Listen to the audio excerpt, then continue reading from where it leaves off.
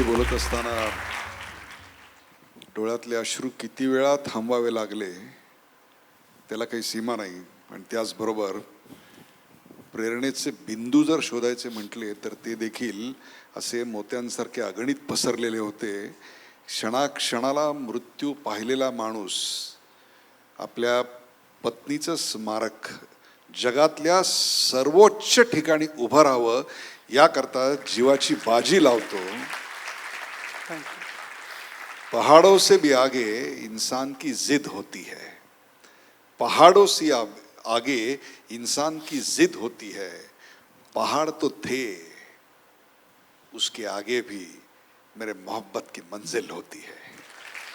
वाह, so inspiring. आणि इथे बसलेला प्रत्येक जण यानंतर स्तब्ध झाला असेल की असंही काही असू शकतं. असं काहीतरी करावं म्हणजे एव्हरेस्ट नाही पण असं काहीतरी भव्य दिव्य करावं असं प्रत्येकाला वाटतं. पण मनामध्ये एक भीती असते, आळस असतो, निरुत्साह असतो.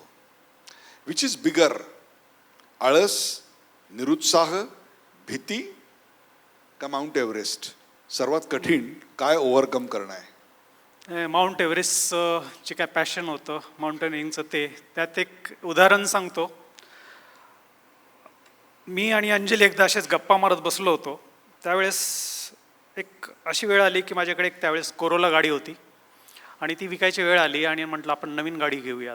आता म्हणतात ना, एक आधी मारुती, नंतर एक मोठी गाडी, एक नंतर मोठी गाडी.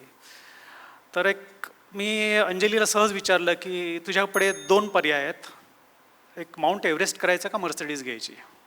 तर क्षणाचाही विचार न करता ती म्हणली एव्हरेस्ट. मला अजिबात इंटरेस्ट नाही मर्सिडीजमध्ये आणि याच्यामध्ये.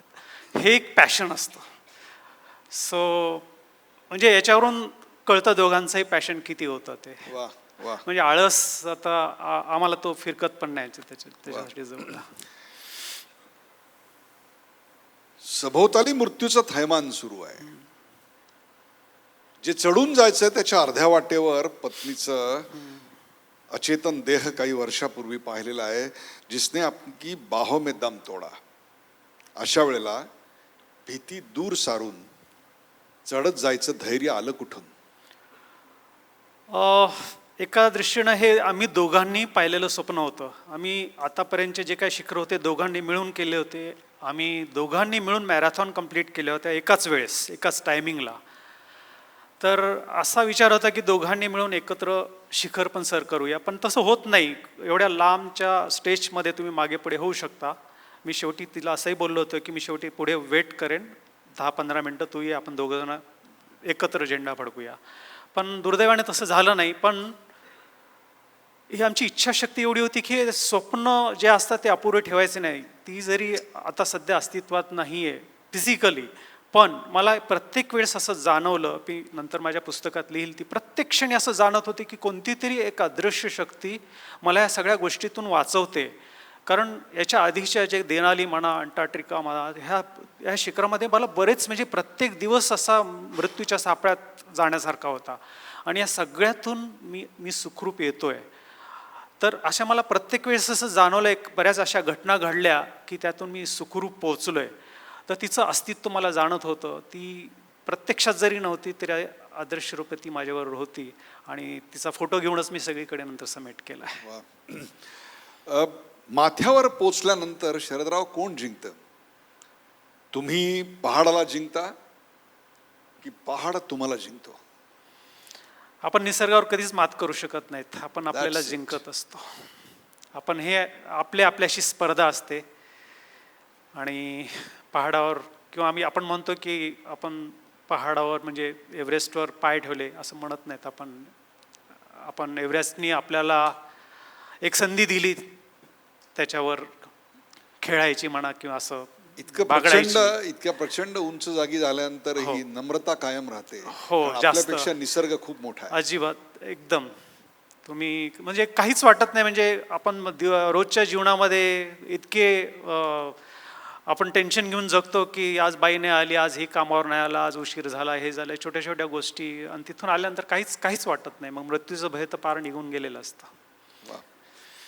एव्हरेस्टवर वरती जायला खूप गर्दी होती, म्हणून तुम्ही एव्हरेस्टच्या शेवटच्या टप्पा पहिल्यांदा पूर्ण करू शकला नाहीत.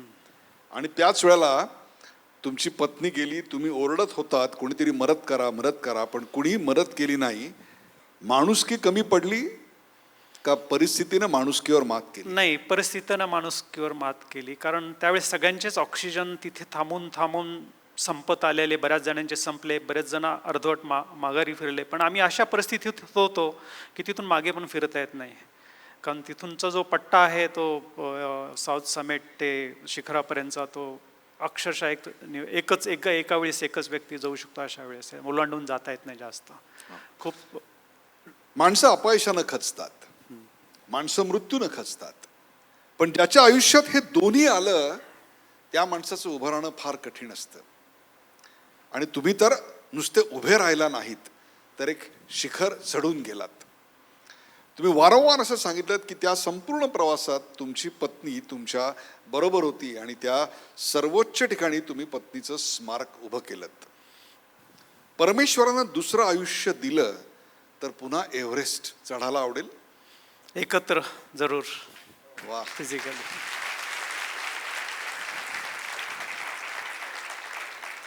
साऊथ समिट ते एव्हरेस्ट असं समोर दिसतं. त्याच्यानंतरचा प्रवास जास्त कठीण होता, कारण तिथं पोचल्यावर भावनांचा कल्लोळ एव्हरेस्टपेक्षा जास्त होता. How did you control your emotions? आम्हाला माउंटेनिंगमध्ये शिकवलं जातं हाय अल्टिट्यूड सिकनेसबद्दल बरंच काही. आणि त्या हाईटवर गेल्यानंतर मी खूप कंट्रोल केलं. कारण गेल्या वेळेसचा अनुभव मला ताजा होता. म्हणजे सगळं दिसत होतं की मी कोणत्या परिस्थितीत वापस गेलो. माझ्या बरेच मित्रांचे म्हणजे डेथ्स झाल्यात बऱ्याच लोकांच्या तिथे. आणि तिथे तुम्हाला ते मी बोलताना सांगायचं विसरलं, ती हिलरी स्टेपमध्ये मी ज्याच्या बाजूला पडलो होतो तो मृतदेह माझ्या मित्राचाच निघाला. हे नंतर खाली आल्यानंतर कळलं त्याचं 7th समिट होतं ते. तर हे सगळं दिसत असतं. आणि तुम्ही एक त्या ॲटिट्यूड्समध्ये सगळ्यांच्या पलीकडे गेलेलं असतात. तुम्हाला कसलंच भान नसतं त्यावेळेस. फक्त एवढंच की मनावर कंट्रोल ठेवणं फार गरजेचं असतं. कारण तिथे गेल्यानंतर तुम्ही भान हरपू शकता अत्यानंदाने. कारण एवढी वर्ष तुम्ही मेहनत केलेली असते, एवढे वर्ष स्वप्न बघितलेलं असतं. तिथे गेल्यानंतर कंट्रोल करणं खूप गरजेचं असतं. बरेच लोक ते कंट्रोल हरवून बसतात आणि मृत्यूला सामोरे जातात. तुमचं हे ऐकल्यानंतर कदाचित काही जणांना इथं प्रेरणा मिळू शकेल की आपण प्रयत्न करून एव्हरेस्टवर जावं. How much? मी म्हणत नाही. How much it cost? ती साधारण एक 45 लाखापर्यंत सध्या कॉस्ट जाते. आम्ही ज्यावेळेस केलं त्यावेळेस 35 लाखापर्यंत त्यावेळेस होते. 35 ते 40 लाखापर्यंत व्हेरी होते ती कॉस्ट. कोणा कपलला पुन्हा ॲडवाईस करा की एव्हरेस्ट एकत्र जा? ज्यांचं पॅशन असेल आणि करायची जिद्द असेल तर. आता माझ्याकडे पहा, कुणाला असं वाटतंय की मी काही केलं या 61व्या वर्षी, तर खरंच तुम्हाला जर खरीच आवड असेल तर आवडीला मोल नसतं. मग त्याच्यासाठी तुम्ही किती पैसे खर्च करू शकता. आता मी हे 10 वर्षापूर्वी पाहिलेलं स्वप्न होतं. मला माहिती आहे आम्हाला कोणी स्पॉन्सर करणार नाही. आणि हे सगळे 7 समिट करायचं म्हणजे फ्रँकली स्पीकिंग 2 ते 2.5 कोटीचा खर्च होता. तर त्यावेळेस मी 10 वर्षापूर्वीच त्याचा बंदोबस्त मी करून ठेवला की आपल्याला या वयात कोणी स्पॉन्सर करणार नाही. आपली खाज आपणच मिटवायची आहे. आणि ती काय माणसाची पॅशन आहे बघा, काय माणसाचं स्वप्न आहे बघा, की आपल्या पत्नीचा मृत्यू जिथं झाला तिथंच तिचं जगातल्या सर्वोच्च स्थानी आपण स्मारक उभारायचं. It is not a journey from depression and coming out of it. हे इतकं साधं सोपं नाही आहे. तर हा प्रवास आहे मृत्यूकडून जीवनाच्या आशेकडे. हा प्रवास आहे कटू आठवणींचा पहाड ज्याच्या आयुष्यात कोसळला तो पार करणाऱ्या आणि एव्हरेस्ट चढणाऱ्या या पहाडपुत्राची ही कहाणी आहे. यानं ती लिहिली ती सुद्धा जगातल्या सर्वोच्च स्थानी. आणि त्याकरता शाई वापरली ती आपल्या अश्रूंची. आणि लिहिलं कुणासाठी तर ते आपल्या गेलेल्या पत्नीसाठी आजपर्यंत आयुष्यात इतक्या प्रेमकहाण्या ऐकल्या, पण ही अशी एकमेव यापुढे एव्हरेस्ट लक्षात राहील तो एडमंड हिलरी आणि शेर्पा तेंगसिंगसाठी नाही, तर अंजलीसाठी चढून जाणाऱ्या शरदसाठी.